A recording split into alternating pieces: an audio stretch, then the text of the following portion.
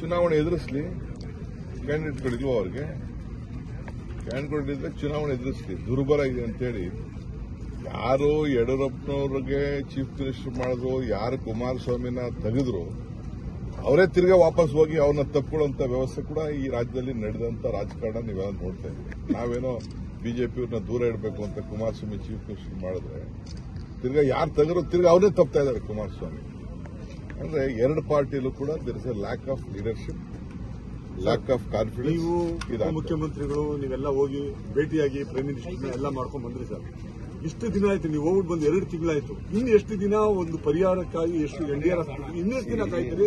ಕರ್ನಾಟಕ ರಾಜ್ಯ ಇನ್ನೆಷ್ಟು ಪೇಷನ್ಸ್ ಇಂದ ಕಾಯ್ಬೇಕು? ಭೇಟಿ ಮಾಡಿದ್ದಾಗ ಅಮಿತ್ ಶಾ ಭೇಟಿ ಮಾಡಿದಾಗ ಅಮಿತ್ ಶಾ ಅವರು ಹೇಳಿದ್ರು ಡಿಸೆಂಬರ್ 23ನೇ ತಾರೀಕಿಗೆ ಮೀಟಿಂಗ್ ಸಂದೇಶ ನಾನು ಪರಿಹಾರ ಹಣವನ್ನು ಪೂರ್ತಿ ಬಿಡುಗಡೆ ಮಾಡ್ತೀವಿ ಅಂತ. ಬಟ್ ಇವತ್ತಿನವರೆಗೂ ಮಾಡಲಿಲ್ಲ. ಒಂದ್ಸಾರಿ ಮೀಟಿಂಗ್ ಕರೆದ್ರು ಅದನ್ನು ಮುಂದೂಡಿದ್ರು ಯಾವುದೋ ಕಾರಣ.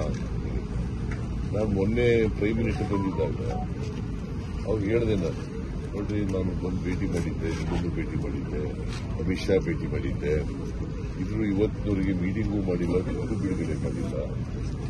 ಕರ್ನಾಟಕದಲ್ಲಿ ರೈತರು ಕಷ್ಟ ತೊಂದರೆ ಅನುಭವಿಸ್ತಾ ಇದ್ದಾರೆ ಬರಗಾಲದಿಂದ, ಕೂಡಲೇ ಬಿಡುಗಡೆ ಮಾಡಿ ಮೀಟಿಂಗ್ ಮಾಡಿಸಿ ಹೇಳಿದ್ವಿ ಅಂತ ಮತ್ತೆ ಅವ್ರಿಗೆ ರಿಮೈಂಡ್ ಮಾಡ್ತಕ್ಕಂಥ ಕೆಲಸ ಮಾಡ್ತೀವಿ. ಸರ್, ಕೋಡ್ ಆಫ್ ಕಂಡಕ್ಟ್ ಮುಂದಿನ